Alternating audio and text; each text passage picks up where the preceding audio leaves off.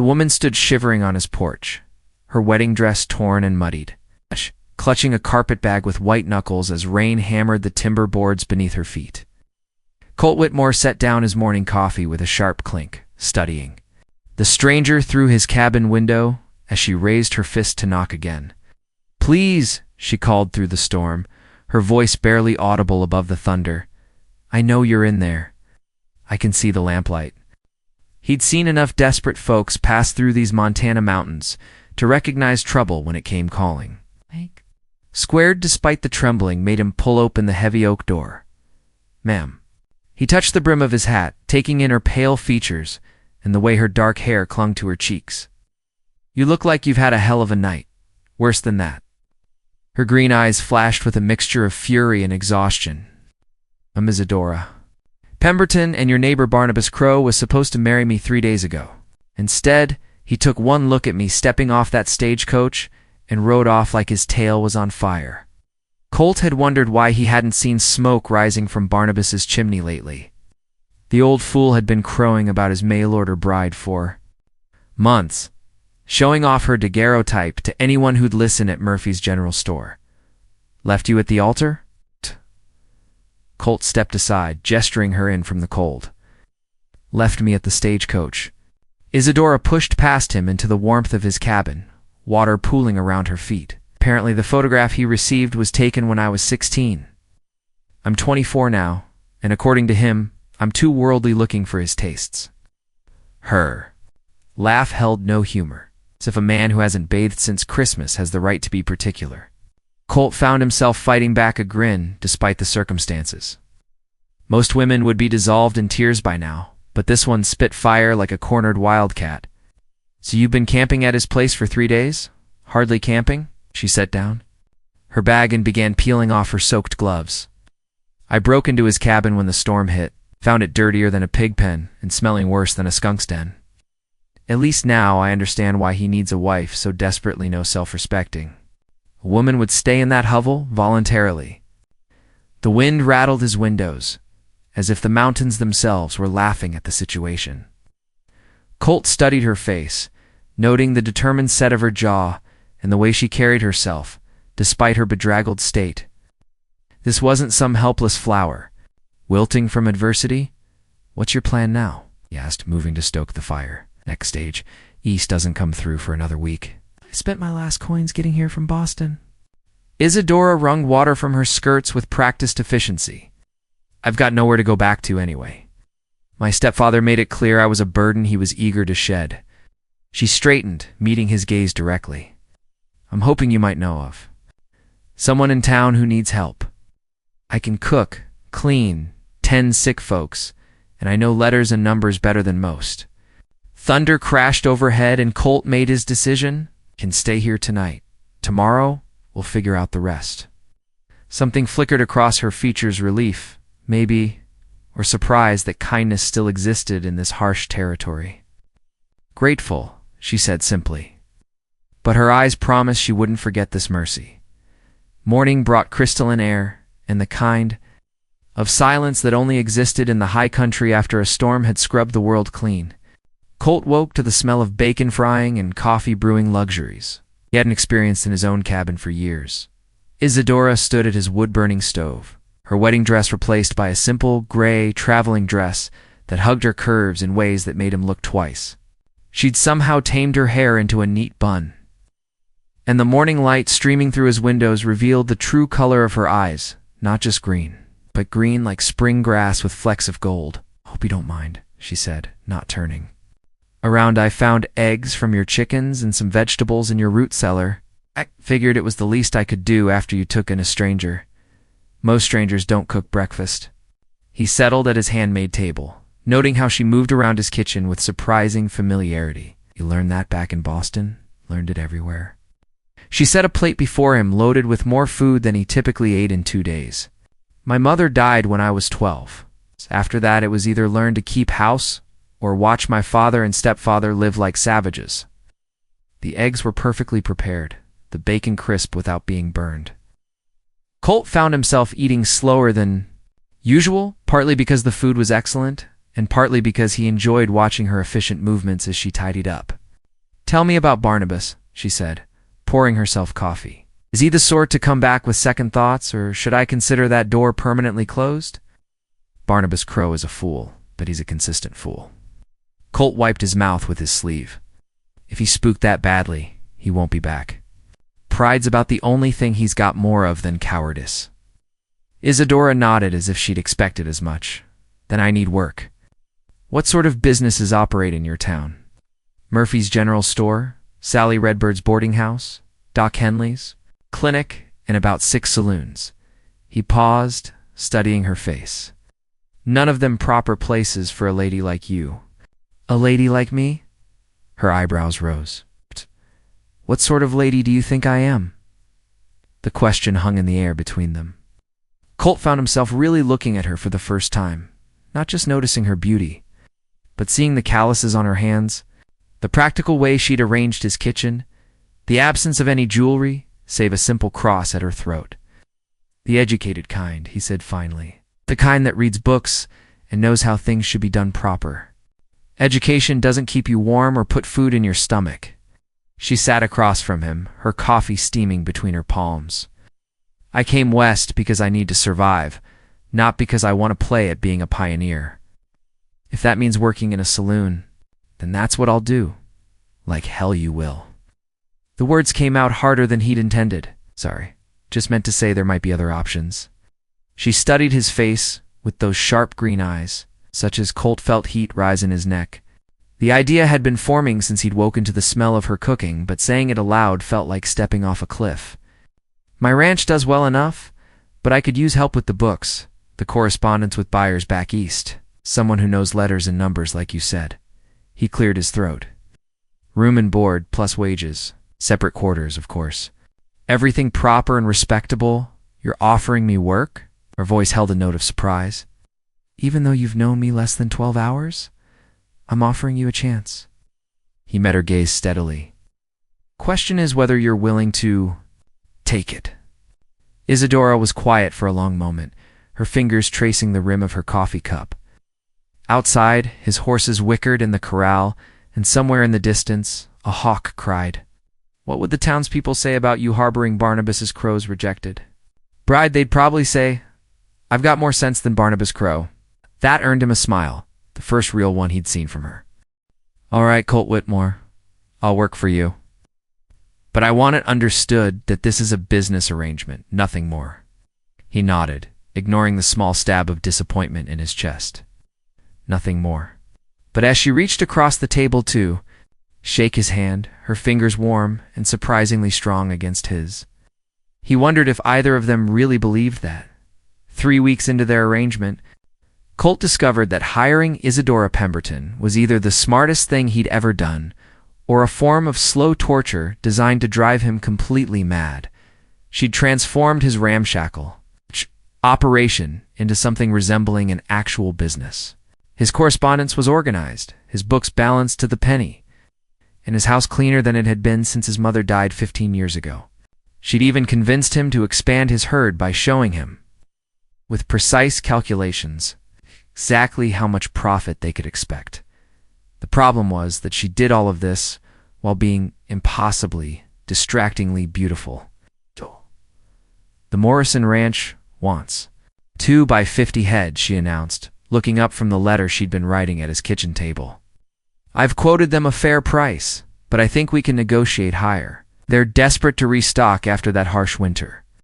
Colt nodded from his position by the stove, trying not to notice how the afternoon light caught the copper threads in her hair.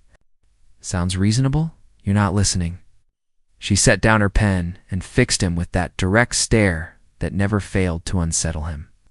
I said we should ask for more money, and you just agreed it sounds reasonable. He had been listening to the sound of her voice, the way she said we as if his ranch had become theirs. It's the little hum she made when she was concentrating.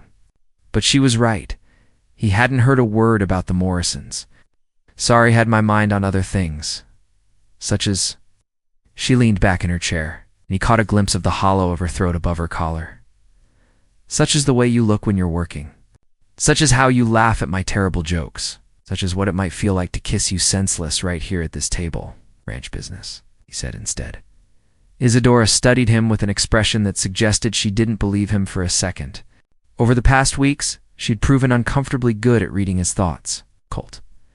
She stood and moved closer, close enough that he could smell the lavender soap she used.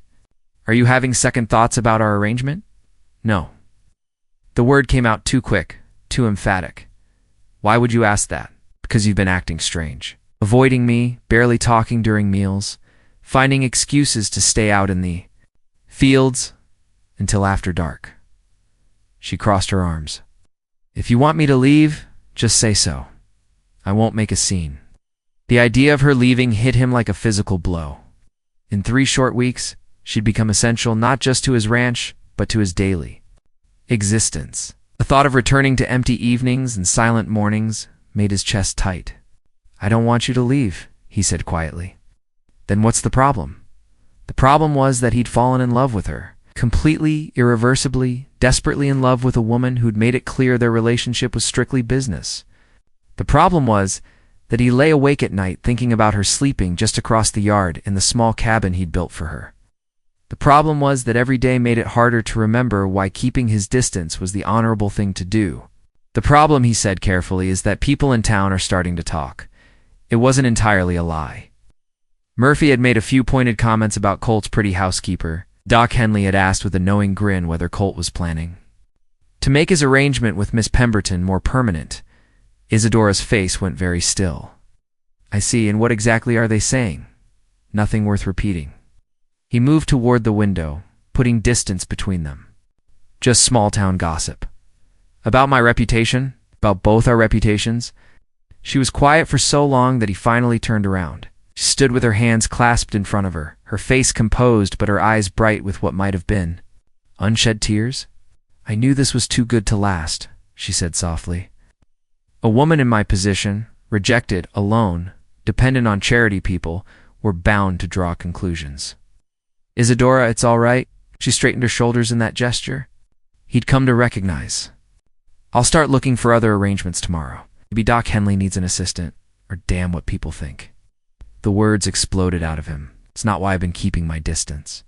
She blinked. Then why? Across the room.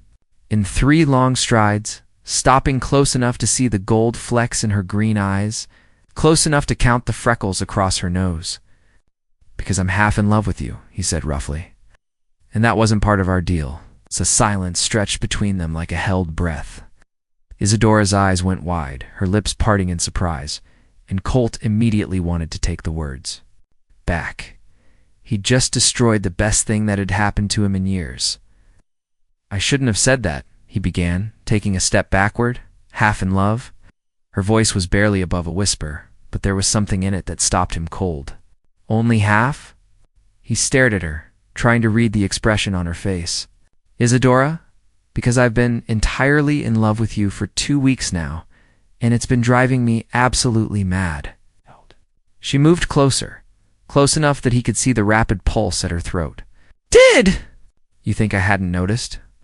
The way you look at me when you think I'm not watching?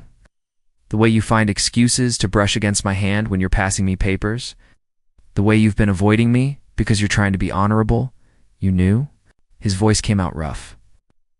She reached up and touched his face, her palm warm against his cheek, but I didn't dare assume. After all, what kind of man falls in love with another man's rejected mail order bride? The kind who's got sense enough to recognize something precious. When he sees it, he covered her hand with his own. The kind who's been kicking himself for 3 weeks because he can't figure out how Barnabas Crow could be stupid enough to let you go. Maybe, she said softly, Barnabas Crow did us both a favor. And then she kissed him. It was nothing like the hesitant proper kiss he might have expected. Instead, it was fierce and desperate, like she'd been starving for this moment as much as he had. Her free hand fisted in his shirt, pulling him closer, and he was lost when they finally broke apart. Both breathing hard, Colt rested his forehead against hers. This changes everything, he murmured. I know. She smiled up at him, and he thought he might drown in those green eyes. The question is, what do we do about it? Before he could answer, the sound of approaching hoofbeats made them both freeze. Isadora stepped back quickly, smoothing her hair, while Colt moved to the window. 3 riders, he said grimly, and one of them's Barnabas Crow. Isadora's face went pale. What could he possibly want? Guess we're about to find out. Colt checked that his gun was secure in its holster. Stay inside until I know what this is about. Absolutely not. She moved to stand beside him. I'm done hiding from my problems. The riders pulled up in front of the cabin, and Colt recognized the other 2 men, Jabita Stone and his son Marcus, both known for their short tempers and long grudges. They sat their horses like men looking for trouble. Barnabas dismounted first, his thin frame seeming even more weasel-like than usual, his pale eyes fixed on the cabin windows, and his mouth twisted into something that might have been a smile. "Whitmore," he called out, "I know you're in there. Got business to discuss with you." Colt opened the door but didn't step outside. "Barnabas, what brings you by? Come to collect what's mine." Barnabas nodded toward the Stones. "Brought witnesses. 2, want everything legal and proper. Nothing here belongs to you." "That woman does." Barnabas's voice turned ugly. "It's paid good money to have her shipped out here. Just because I decided she wasn't suitable doesn't mean some other man gets to steal my property." Rage flared hot in Colt's chest. "She's not property. According to the law." Jebediah Stone spoke up, his hand resting on his gun butt. "Man pays for a bride. He's got rights, even if he don't want to keep her." Isadora appeared at Colt's shoulder, her face set in determined lines. "I'm not going." "Anywhere with you, Barnabas?" "Don't recall giving you a choice." Barnabas's pale eyes glittered. "You owe me for transportation, food, lodging. Figure a few months working in one of the saloons should cover it." "Over my dead body," Colt growled. "That can be arranged, Marcus," Stone said, his hand moving to his weapon. The situation was escalating fast. 3 armed men, all of them mean as snakes, and 1 woman Colt would die before letting them touch. The math wasn't good. But then Isadora stepped forward, her chin raised in that gesture of defiance he'd come to love. "Actually, gentlemen," she said in a voice like silk over steel, "I'm afraid there's been a misunderstanding. You see, Mr. Whitmore and I were married yesterday." The lie hung in the air like smoke from a gunshot. Colt felt his heart stop, then start again with a thunderous beat that surely everyone could hear. "Married?" Barnabas's voice cracked on the word. "That's impossible. You've only been here 3 weeks. 3 weeks is plenty of time for 2 people to recognize they're meant for each other." Isadora moved closer to Colt, slipping her arm through his with such natural ease that it almost looked genuine. "Isn't that right, husband?" Colt found his voice, though it came out rougher than he intended. "That's right." Jebediah Stone leaned forward in his saddle, his eyes narrowing. "Convenient story, but I don't see no ring on her finger." Without missing a beat, Colt pulled the signet ring from his own hand, the one his father had given him years ago, and slipped it onto Isadora's ring finger. It was far too large, but she curled her fingers to keep it in place. "Family heirloom," she said smoothly. "We're having it sized properly in town." "Even if you are married," Marcus Stone interjected, "don't change the fact that she owes Barnabas money. Marriage don't erase debts. Actually, it does." Everyone turned to see Doc Henley approaching on foot, his medical bag in one hand and a piece of paper in the other. Legally speaking, when a woman marries, her debts become her husband's responsibility. But more importantly, any contracts involving her person become null and void. Colt had never been so happy to see the elderly physician in his life. Doc Colt. Mrs. Whitmore. Doc Henley. Nodded respectfully to Isadora. "Heard the commotion from my place down the valley. Thought you might need this." He held up the paper. "Marriage certificate. Figured you'd want everything legal and proper." Isadora's grip tightened on Colt's arm and he could feel her trembling slightly, but her voice remained steady. "Thank you, Dr. Henley."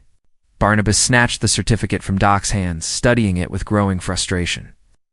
"This is dated yesterday, but I know for a fact." "You know for a fact what?" Doc Henley's tone turned icy.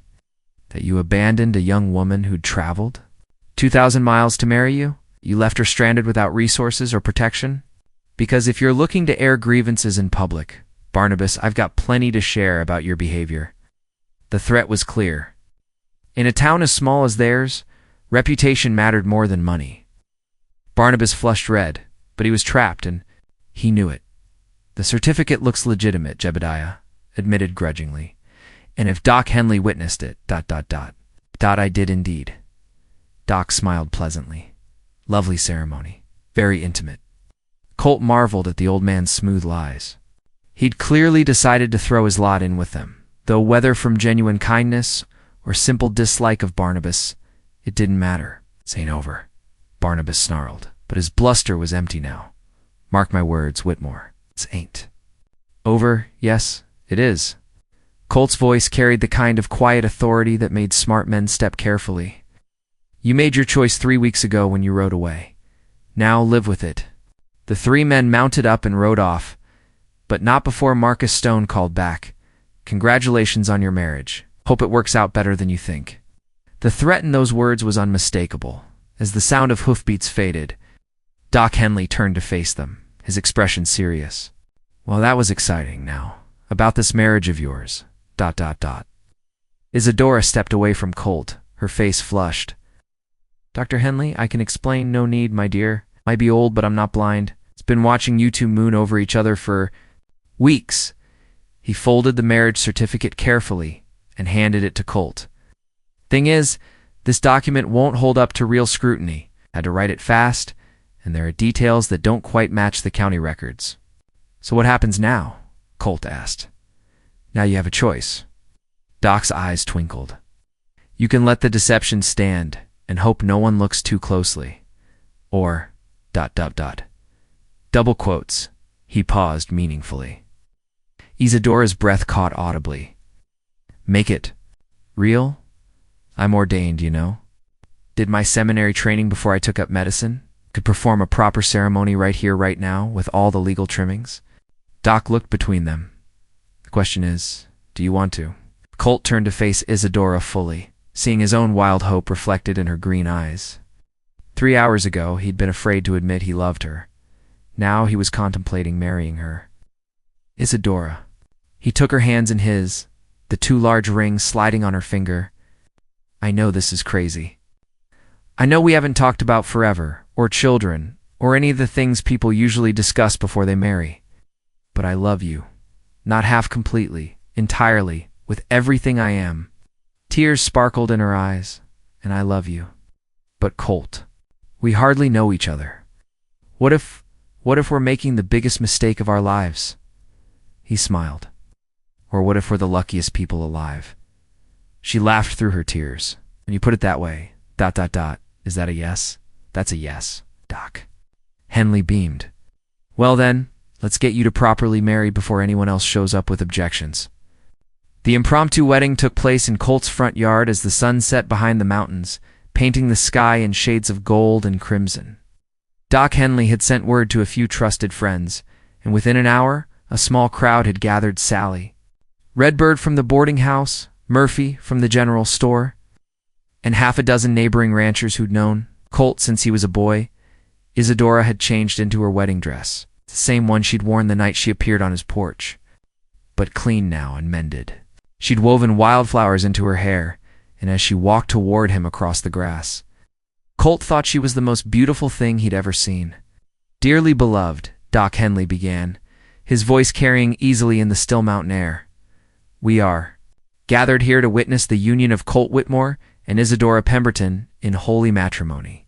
The familiar words washed over Colt, but his attention was fixed on Isadora's face. She was smiling, really smiling, and her eyes were bright with unshed tears of happiness. "Do you, Colt, take Isadora to be your lawfully wedded wife, to have and to hold, in sickness and in health, for richer or poorer, for better or worse, until death do you part?" "I do." The words came easily, naturally, as if he'd been waiting his whole life to say them to this woman. "And do you, Isadora, take Colt to be your lawfully wedded husband, to have and to hold, in sickness and in health, for richer or poorer, for better or worse, until death do you part?" "I do."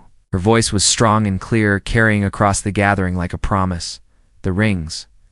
Colt had been dreading this moment. His father's ring was still too large for Isadora's finger, and he had nothing else to offer her. But Sally Redbird stepped forward with a gentle smile. "These belong to my grandmother," she said, pressing 2 simple gold bands into Colt's palm. She'd be honored to see them used for such a joyful occasion. The rings fit perfectly, sliding onto their fingers as if they'd been made for this moment. Colt looked down at the unfamiliar weight of gold on his hand and felt something settle into place in his chest. "By the power vested in me, by the territory of Montana and the Lord above, I now pronounce you husband and wife." Doc Henley grinned. "Colt, you may kiss your bride." And then Isadora was in his arms, her mouth warm and sweet against his, and the small crowd erupted in cheers and applause. When they finally broke apart, both breathing hard, Sally Redbird was wiping tears from her eyes. "Never seen 2 people more meant for each other," she declared. "Come on, everyone. We've got a wedding cake back at the boarding house that's not going to eat itself." The impromptu reception was everything a wedding celebration should be filled, with laughter, good food, and the kind of genuine warmth that only small communities could provide. Murphy produced a fiddle from somewhere. Soon there was dancing on Sally's front porch under the stars. But as the evening wound down and the guests began to drift away, Colt found himself alone with his new wife, his wife. On the steps of the boarding house, "So," Isadora said softly, her hand finding his. "What happens now? Now we go home." We squeezed her fingers gently and figure out how to be married. The sound light and musical in the night. I have to admit, when I stepped off that stagecoach 3 weeks ago, this wasn't exactly what I expected. Disappointed? It's quite the opposite." She turned to face him fully, her green eyes serious in the moonlight. "I came west looking for security, for a practical arrangement that would give me a place in the world. Instead, I found something I never dared hope for." "What's that? A partner?" "Someone who sees me not as a burden or a convenience, but as an equal." She smiled. "Someone who loves me for exactly who I am." "And what am I getting out of this arrangement?" he asked, though his tone was teasing. "A wife who can balance your books, improve your profit margins, and make the best coffee in 3 counties. Her smile turned mischievous. "Plus, I'm told, I'm not entirely unpleasant to look at." "Not entirely," he agreed solemnly, then laughed when she swatted his arm.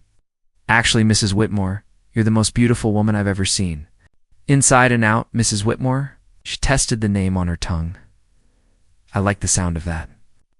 They sat in comfortable silence for a while, watching the stars wheel overhead and listening to the distant call of a night bird. Finally, Colt stood and offered her his hand. "Ready to start our life together?" She took his hand without hesitation.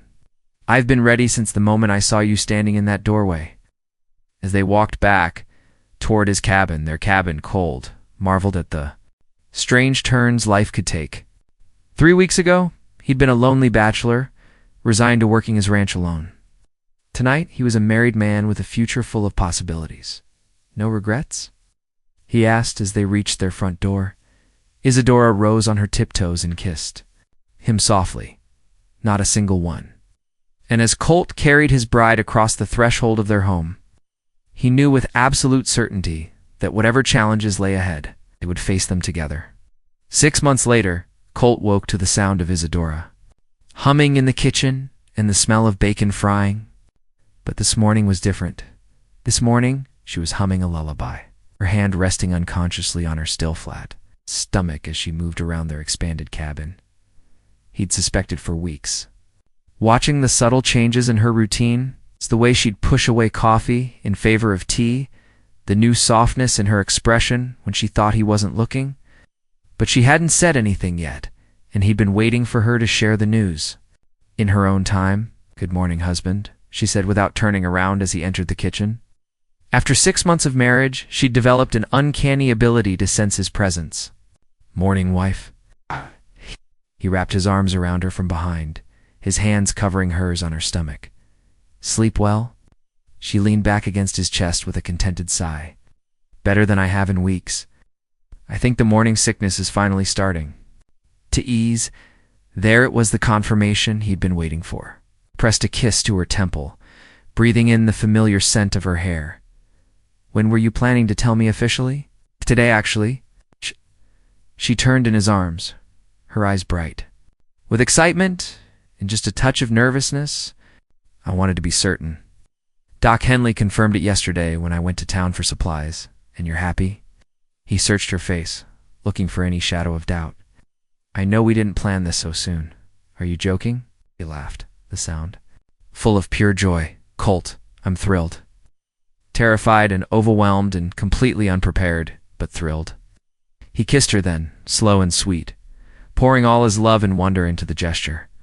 When they broke apart, both their faces were wet with tears. We're having a baby, he said, as if testing the words. We're having a baby, she confirmed. In about 6 months, if Doc's calculations are correct. The rest of breakfast passed in a haze of planning and dreaming. They would need to add another room to the cabin, order supplies from back east, think about names. Colt found himself grinning. Like a fool as Isadora detailed her ideas with the same methodical efficiency she brought to everything else. I've already written to my cousin in Boston, she was saying. She sent excellent advice when her first was born, and Sally Redbird has offered to help with the delivery. Apparently she's attended more births than Doc Henley himself. A knock at the door interrupted her litany of preparations. Colt frowned, glancing at the mantel clock. It was barely past dawn, too early for social calls. Expecting someone? Isadora asked. No, he moved toward the window, his hand instinctively. Checking for his gun? But instead of trouble, he saw a familiar figure on horseback, a young woman with dark hair and a determined set to her shoulders that reminded him strongly of someone else. Well, I'll be damned, he murmured. Who is it? Isadora joined him at the window, then gasped. Oh my goodness, is that ... your sister, I'd guess? Same green eyes, same stubborn chin? Colt opened the door as the woman dismounted. Ma'am? Mr. Whitmore, I presume. Young? Woman's voice held the same cultured accent as Isadora's, though she looked travel-worn and exhausted. I'm Cordelia Pemberton. I've come looking for my sister. Cordelia? Psst. Isadora pushed past Colt, her face lighting up with pure delight. What on earth are you doing here? The sisters embraced with the fierce joy of people who'd thought they might never see each other again. When they finally separated, both were crying. I got your letter about the marriage, Cordelia explained, and I realized I couldn't stay in Boston another day, not with Father remarried to that horrible woman and her equally horrible children. She looked around at the mountains, the vast sky, the cabin that Colt and Isadora had made into a home. It looks like you made the right choice coming west. It's the best choice of my life, Isadora confirmed, reaching for Colt's hand. But what about you? Do you have plans? Or ... Actually, Cordelia said with a grin that transformed her tired face. I was hoping you might know of someone in need of a mail-order bride. Preferably someone more reliable than the fellow who was supposed to marry you. Colt and Isadora exchanged a look full of shared laughter. As a matter of fact, Colt said, I know several eligible bachelors who'd consider themselves lucky to meet a woman like you. At first, you should know you're about to become an aunt. Cordelia's eyes widened. Then she squealed with delight, pulling Isadora into another fierce hug. Baby! Oh, Izzy, that's wonderful. As Colt watched his wife laugh and cry with her sister, he felt a deep sense of completeness settle over him. 6 months ago, he'd been a solitary man working a lonely ranch. Now, he had a wife he adored, a baby on the way, and apparently a sister-in-law who had traveled halfway across the continent to join their growing family. You know, Isadora said, wiping tears from her cheeks, there's a young rancher about 10 miles north, Ezekiel Morrison. Lost his wife 2 years ago and has been raising his young daughter alone. He's kind, hardworking, and desperately in need of someone with sense to help him manage his household. Ezekiel Morrison, Cordelia repeated thoughtfully, and he's nothing. Like Barnabas Crow? Nothing whatsoever, Colt assured her. Zeke's a good man. Fair, honest, treats people with respect. Then, perhaps, Cordelia said with a smile that reminded him powerfully of Isadora, you could arrange an introduction. Later that evening, as the three of them sat around the dinner, table sharing stories and making plans, Colt reflected on the strange turns life could take. He'd set out to help one abandoned mail-order bride and ended up with everything he'd never known he wanted: love, partnership, family, the future bright with promise. Isadora caught his eye across the table and smiled, her hand resting on her growing belly. In that smile, he saw all the dreams they'd built together, all the children they'd raise, all the years of happiness stretching out before them like the endless Montana sky. Sometimes, he thought, the best things in life came, disguised as unexpected storms on your doorstep, and sometimes, if you were very lucky, those storms brought you exactly what you needed to make your world complete. The wind picked up outside, rattling the windows of their warm, bright cabin, but inside, the Whitmore family was safe and happy. And home, and that Colt knew with absolute certainty, was everything that mattered.